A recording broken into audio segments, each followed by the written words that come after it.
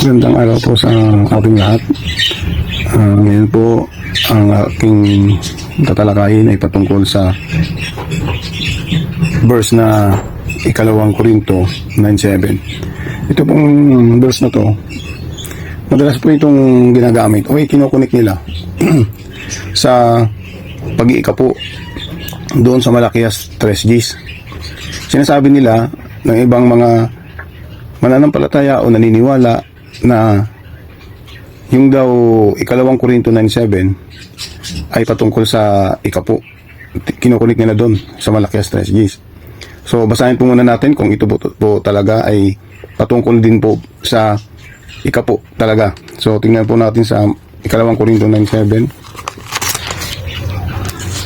So una po, ito pong ikalawang Korinto ay sulat ni Pablo sa mga taga-Korinto. Sa pagbabasa po ng Bible, para mas tama ang ating interpretation, hindi tayo ma-out of context, wag nating gagawin o gagayahin yung ginagawa ng iba na humihila lang ng isang talata o isang verse. Tapos, i-interpret nila kung ano yung sinasabi lang doon. Pagka ganun po yung gagawin natin, nahihilain lang natin, hindi natin malalaman kung ano ang talagang kwento. Ang tama pong pagbabasa, basahin natin yung buong kapitulo, yung konteksto nito. Ang isang example po nito, kagaya po dyan, naka-highlights dyan. Ito, naka-highlights. Yan, ito po, highlights po yan. Yan. Tulong sa mga kapatid na nangangailangan. So, yun po yung konteksto niyan. So, pag binasa natin yan, basahin natin buo bago natin interpret yung ikalawang Korinto 9:7. Kung ano ba talaga sinasabi niyan. And then, lagi pong natin tatandaan din na sino ba yung sumulat, sino yung sinulatan, kailan ito sinulat.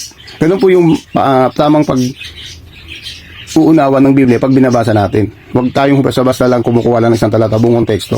So, makikita natin dito sa paksakong ito patungkol sa ikalawang Korinto 9:7 kung ito po ba ikapo, malalaman natin kung ano talaga ang katotohanan dyan, kasi kinukunik nila na ito ay patungkol sa ikapo, pero sinasabi rin ng iba na hindi ito tungkol sa ikapo, at yun din po ang istanto, hindi po ito tungkol sa ikapo. So basahin natin yung ikalawang Korinto 9:7. Ang bawat isa ay dapat magbigay ayon sa kanyang pasya, maluwag sa loob at hindi napipilitan lamang, sapagkat iniibig ng Diyos ang nagbibigay ng may kagalakan.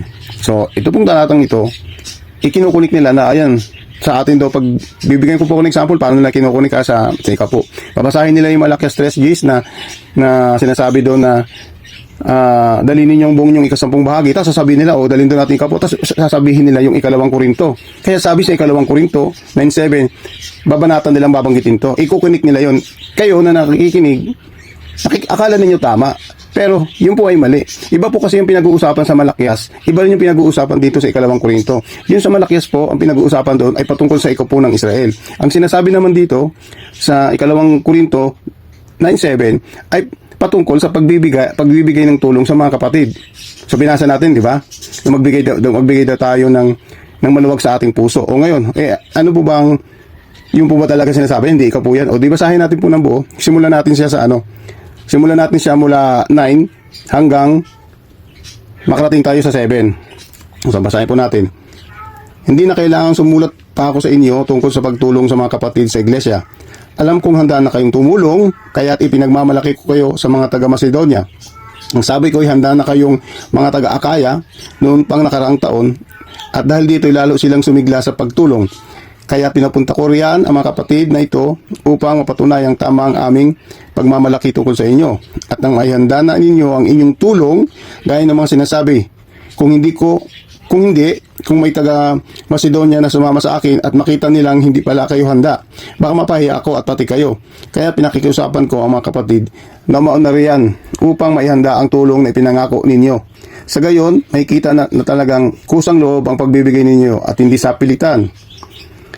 Ito ang ibig kong sabihin, ang nagtatanim ng kakaunti ay aani ng kakaunti. Ang nagtatanim ng marami ay aani ng marami. Ito na po yun sa 9:7. Ang bawat isa ay dapat magbigay ayon sa kanyang pasya, maluwag sa loob at hindi napipilitan lamang, sapagkat iniibig ng Diyos ang nagbibigay ng may kagalakan. So nakita nyo, nung binabasa ko, pansinin nyo, ito ay, ang pinag-uusapan nila rito ay patungkol sa pagtulong sa mga kapatid. Kasi, si Apostol Pablo ay sumulat sa mga taga-Korinto. Sinulatan niya ito na papupuntahin niya yung ibang mga kapatid, pauunahin niya, mauuna sa kanya yon. Para alin? Para kunin yung kanilang tulong. Ito pong tulong na ito ay hindi rin si Pablo ang nagpasya nito, kundi yung mga taga-Korinto. Gusto nilang tulungan yung mga kapatid sa mga taga-Judea. Ngayon, sabi ni Pablo, dahil gusto na sila ang nagpasyang tumulong, pinaulan niya yung mga kapatid na ibigay na doon. Para pagdating niya doon, wala na mangyayaring ambagan pa. Kukunin niya na yon. Kaya ito pong ikalawang Korinto ay sulat talaga ni Pablo sa mga taga-Korinto. At ang pinag-uusapan nila dito ay ang tungkol sa pagtulong nila sa mga kapatid sa Judea. Yun po ang pinag-uusapan po dito. Hindi po ito patungkol sa ikapo na gaya ng ginagawa ng iba na marami sa relihiyon dito sa Pilipinas. Mostly, ginagamit nila ang ikapo para ng Israel sa iglesia. Ang ikapo po ay hindi po pinapractice ng iglesia. Kahit po ano pong gawin, basahin natin ang buong bagong tipan, wala po tayong makikitang ang pag-iikapo ay ginagawa ng iglesia. Kundi ang ginagawa nila Pablo sa ikalawang Korinto 9:7, ang pinag-uusapan nito ay pagtulong. Pagtulong lang ito sa kapatid. Tapos gagamitin nila na ikapo daw pagbigay ayon sa na puso. Sinasabi nila na gano'n. Pero ang totoo, hindi po ito ikapo. Ito lang po ay patungkol sa pagtulong. Ambagan lang nila ito para tulungan yung mga kapatid. So, bumaba pa tayo sa 13 to 14. Kung talagang tapusin na natin yung buong konteksto na to, yan, tulong sa mga kapatid na nangangailangan. Bumaba po tayo ng 13 para makita natin kung magtulong ba talaga ito. Ang bukas ninyong pagbibigay sa kanila at sa lahat ng siyang magpapatunay na matapat ninyong sinusunod ang magandang balita ni Kristo. Dahil diyan, mapupuri sa Diyos. Kaya't buong pagmamahal nila kayong ipinalangin dahil di masukat na kagandang loob ng Diyos sa inyo. Salamat sa Diyos dahil sa kanyang kaloob na walang kapantay. Ang bukas pa rin din yung pagbibigay sa kanila at sa lahat ng siyang pagpapatunay na matapat ninyong sinusunod ng magandang balita ni Kristo. So ito ay pagbibigay lang, pagbibigay sa mga kapatid. Hindi ito patungkol sa ikapo. Ang ikapo po kasi ay ibinigay po ito sa Israel. So may ibang paksa po ako dyan. Ipapaksa ko na lang tungkol sa Malakias 3:10 na patungkol sa ikapo na ginagawa ng Israel. Pero tandaan po natin, sana huwag nating makakalimutan na itong ikalawang Korinto 9:7 na ginagamit nila na verse, ay mali po yun. Ito po ay patungkol sa pagtulong lamang sa mga kapatid. Ngayon, meron po bang ambagan na ginagawa ang iglesia maliban sa pagtulong sa kapatid? Meron naman talaga silang pag-ambagan kagaya ng ginawa nila Pedro, nag-ambagan sila. Hindi ikapo yun. Pero yun ay ambagan nila para magtulungan sila magkakapatid. Mas matindi nga ang ginawa nila yung Apostol Pedro eh. Ang ginawa nila dahil sa panahon nila Apostol Pedro, inuusig sila. So sila yung mga magkakapatid doon sa mga Hudyo, dahil inuusig sila, may mayaman at mahihirap na kapatid, ang ginawa nila, nagpasya sila. Tandaan po natin na sila mismo ang nagpasya na ibenta ang lahat ng kanilang ari-arian, pagkatapos lahat ng malilikom pagsasama-samahin and then ipamamahagi sa bawat isa. Bakit nila ginawa yon? Para pantay-pantay na sila ay magkaroon ng biyaya at pagpapala. Sumagana sila ng pantay-pantay na magkakapatid. Pinagpasyahan po nila ito. So meron bang nangyayaring ambagan din po ba sa iglesia? Meron po. Ayan po, kila Pedro. Mas mabigat yun. Ibebenta yung lahat. Mas malaki yun kaysa sa 10% lang.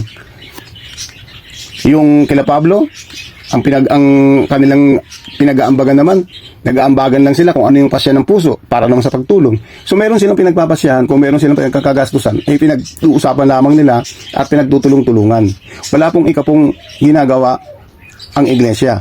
Ang Israel po ang mayroong ginagawang ikapo dahil ito ay dahil sa 10% ng bawat lahi na nagmana ng lupa.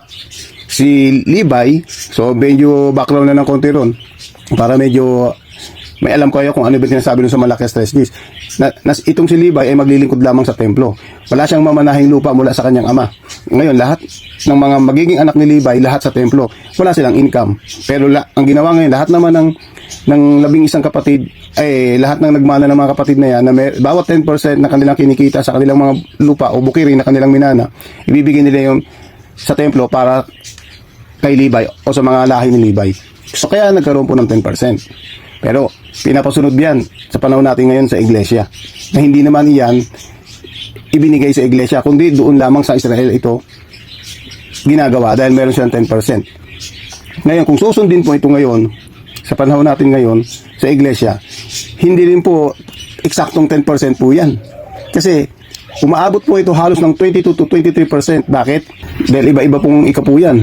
May 10% para doon sa kanilang piyesta. May 10% sa ganito, may 10% sa ganon. Hati-hati po yan. Hindi yan basta na buong kinita mo, ganon. Hindi, bawat may isa okasyon nila sa piyesta, may 10% doon. Ganun po yung ginagawa nila, kaya hindi lang ito eksaktong 10%. Kaya kung pasusunod talaga ng mga sa panahon natin ngayon sa iglesia, hindi nila napapasunod ng tama. 10% talaga lang. Pero kung tutusin, napakalami pong 10%, 10% dito, 10%. Bawat ano po, may 10%. So malaki pa rin yun. Pero hindi naman talaga eksaktong ginagawa. Kaya sasabihin nila, sinusunod nila, totally, hindi rin naman nila nasusunod ng tama. Pero ang tama po kasi, hindi po talaga ito kautusan sa iglesia. Kautusan sa Israel ang ikapu. Ito po ay kautusan, mandatory po ito. Ito pong sa 2 Korinto na sinasabi dito, sa 2 Korinto 9, ang sinasabi diyan, patungkol ito sa pagtulong. Pagtulong lamang ito. Hindi po ito ikapu, kundi ito ay patungkol lamang sa pagtulong ng mga magkakapatid sa iglesia. Kasi gusto nilang tulungan yung mga kapatid sa Judea. So sana po natutunan natin kung ano ang tamang interpretation at mas maganda pong mas naunawaan sana ninyo kung paano na tamang pagbabasa ng Biblia para mas tama ang unawa natin at malaman natin kung ano ang talagang pinag-uusapan na huwag tayong hihila basta-basta ng talata ng hindi natin binabasa ang kabuuan. Basahin po natin kabuuan para makuha natin kung ano ang pinag-uusapan at konteksto nito. So maraming salamat po sa inyong panunood at napapakinggan na aral at tamang doktrina patungkol dito sa ikapu.